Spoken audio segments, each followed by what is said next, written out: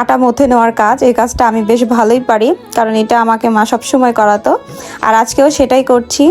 আর এখানে আমার সাথেও হেল্প করছে মিমি, কারণ এই পিঠাটা আসলে সবাই মিলে বানালে খুব দ্রুত বানানো হয়ে যায়, আর একা একা একটু হ্যাসেলই লাগে। এখানে মিমি মানে রুটি বেলে নিচ্ছিল, যেটা আটা মানে আমরা ভিতরে যে পুরটা দিব সেটার জন্য ছোট ছোট করে এই যে এরকমভাবে কিন্তু একটা ডো বানাতে হবে। আর আমাদের কাটার কোনো কিছু না পাওয়ার জন্য আমরা ইউজ করছি একটা বোতলের মুখা, তো এটা দিয়ে এরকম ছোট ছোট করে কেটে নিচ্ছিলাম। আর আমাদের উত্তরবঙ্গে কিন্তু এই পিঠাটা বেশ প্রচলিত এবং এটা শীতের ভিতরেই বেশি খাওয়া হয়, কিন্তু গরম বা শীত সবসময় আমার মনে হয় এই পিঠাটা খেতে ভালোই লাগে, তো এই কারণেই বানাচ্ছিলাম।